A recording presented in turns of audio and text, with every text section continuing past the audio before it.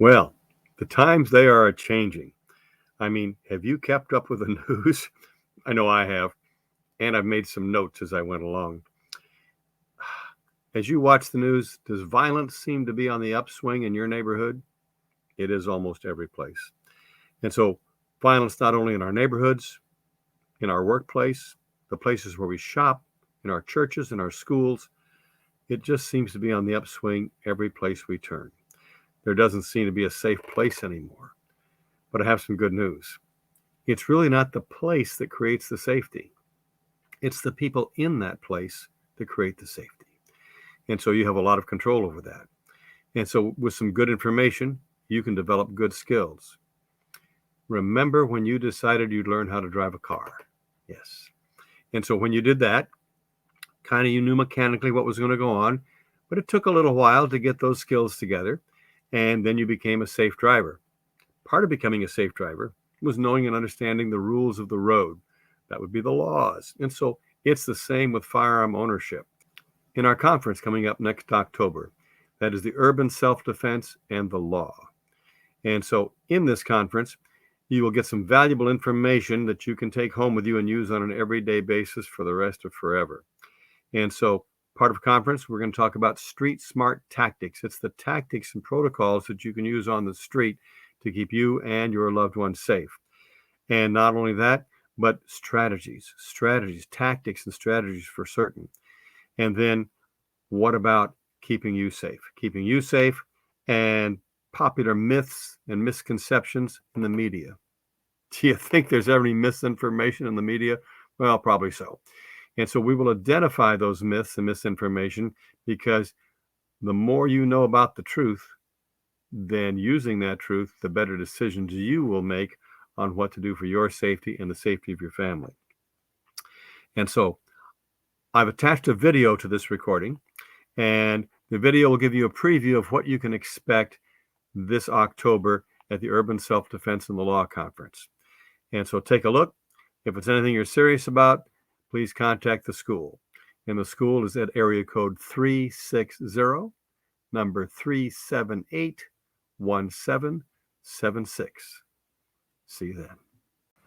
Hello, I am J.B. Heron with the Old School Gun School.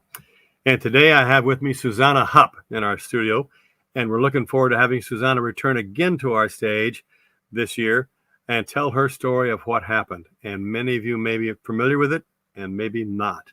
But either way, what happened to her could happen to any of us. And so would I ask you these questions, audience? Does anybody out there feel they are completely immune from a violent attack? And I would say no, none of us are immune from that. Unless you think the only thing outside is unicorns and rainbows and things like that, this could happen to anybody. We can learn from people who have gone there before us. And so my old boss once told me, you must learn from the experiences of others, because you'll never live long enough to have all them experiences all by yourself. And so Suzanna is able to tell her story of what happened that day. And it was a big day. And Suzanna, as I recall, you were a professional and going to lunch with your parents at a place where you'd been before. And so familiar surroundings. And so in you went to a nice place for lunch. What happened that day? Well, realize that also that this was 30 years ago, and the things that we're seeing today weren't happening back then like they are now. But yeah, I was with my folks at a local cafeteria. We were eating lunch with a friend of mine that happened to be the manager that day. And when we finished, we were just chit-chatting, and a guy drove his truck through the floor-to-ceiling window. And of course, I thought it was an accident. But then he began shooting people.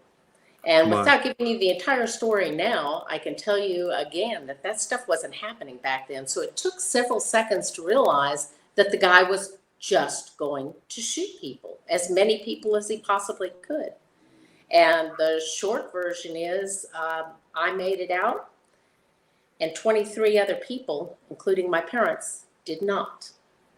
And I was very angry that day, and I'm still very angry because my legislators had legislated me out of the right to protect myself and my family. Myself and several other people in that cafeteria had dutifully left our guns in our cars because at that time in the state of Texas, it was illegal to carry on your person in any My way, shape, goodness.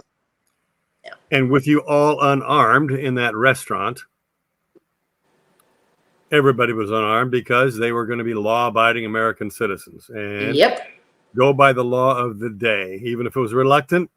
Us Americans are law-abiding people, Well, and and so there's a tendency, JB, there's always that tendency for all of us to think, well, that couldn't happen to me. I mean, and certainly I think there's that feeling of safety in numbers and safety in crowded places. Again, perhaps not now as much as there used to be, but it used to be you think, well, if I'm going to get attacked by somebody, if my car breaks down on a back road somewhere, or if I'm walking down a dark alley, where I'm not supposed to be. It's certainly not going to happen in the middle of the day in a crowded restaurant, right? I mean, we just don't think that way.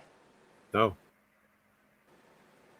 And often, as we watch the news, even today, some 30 years later, as these tragedies continue, and you see the interviews on the news, and they all seem to have the same script. The victim there at the news says, wow, nothing like this has ever happened here before. Things like this just don't happen around here. And they're all in that, yeah, but it did that day, didn't it? And the cafe Yeah. you were in did not have a reputation for getting shot up. It hadn't happened before. And as you mentioned, Yeah. we tend to think, well, if I'm someplace where I shouldn't be, if I'm in the dark alley, if I'm doing something else, but that wasn't the case at all. Well, and of course, as we both mentioned, for the last several years, it's become, there've been a lot of copycats, and there are people that are constantly, and I hate to say this, but they're constantly looking for a higher body bag count. So they are looking for places where people gather, and they're gathering unarmed. They look for places where they can go after people like fish in a barrel, and that's a horrific thing to think about or even to say out loud, but it's very true. One of the psychologists at our conference talked about these people and said, much like the playground bully when we were in school, they really weren't looking for a fight. They were looking for a win. And Yes. so they would choose those places where they thought they could win with little or no risk to themselves, because Yeah, they're that's a not great they're analogy. not they're not soldiers, they're not dangerous, and so they would go there, and that's what happened, because no one would be expecting that at the place where you were at, and it hadn't And, been. and many of these people now have left manifestos of sorts. When I say a manifesto, I don't mean necessarily that they've sat down and written a book or a manuscript, but they've certainly left a lot of notes on Facebook and on Instagram and in other social media places. And with regularity, they have said that they look for places and actually exclude some places based on whether or not people can carry weapons in those places and protect themselves. One would think us gun owners and our government could learn from these past experiences. But somehow it seems to be a lethargic learning curve. It's And so, amazing. you think, put two and two together and say, wow, the light should go on, you should know. And yet it still seems difficult. Well, Suzanna Hupp is one dynamic woman, and we're happy to have her back again because her message is one of importance. And so it's not just her experiences, but how her experiences and the work she put into it afterward led to changes not only in her home state of Texas, but in over 30 other states. So we're happy to have her, and some of you have seen her before. Richard, you saw Suzanna when she was here on a different occasion. I did, and it was a really interesting presentation that she made, and she's used to doing about a 20-minute pitch or less. She had actually, I've seen a DVD of her that was about 6 or 7 minutes that had the essence of it. But when you hear the entire story from her perspective, it's really interesting. She talked not only about what happened that day at Luby's, 23 people killed, including her parents, 27 others shot and wounded. And the whole thing could have been avoided if the Texas law had been different. And in fact, that's what she pushed through she got the Texas law changed so that concealed carry was very much a routine thing in Texas, and it made a big difference going forward. In fact, there was a thing I heard very shortly after the concealed carry law was signed. It went into effect January 1st of 1996, I believe it was. And a week later, a cab driver was viciously attacked and defended himself and killed his assailant. And of course, the news media reported it as cab driver murders passenger, and you get the rest of the story, and it's kind of like, oh yeah, the cab driver would have been dead if it hadn't been for concealed carry.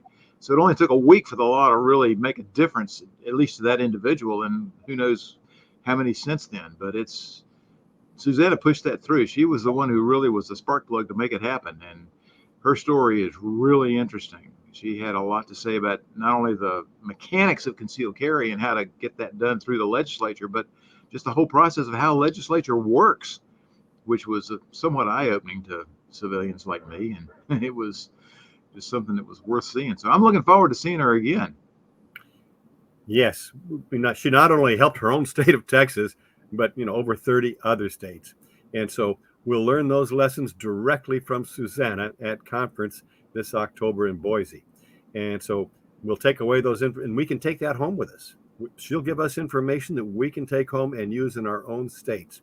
So don't be quiet about this. If we expect to preserve our rights, we better get out there and do it. Richard, thanks for joining us. Thank you, sir.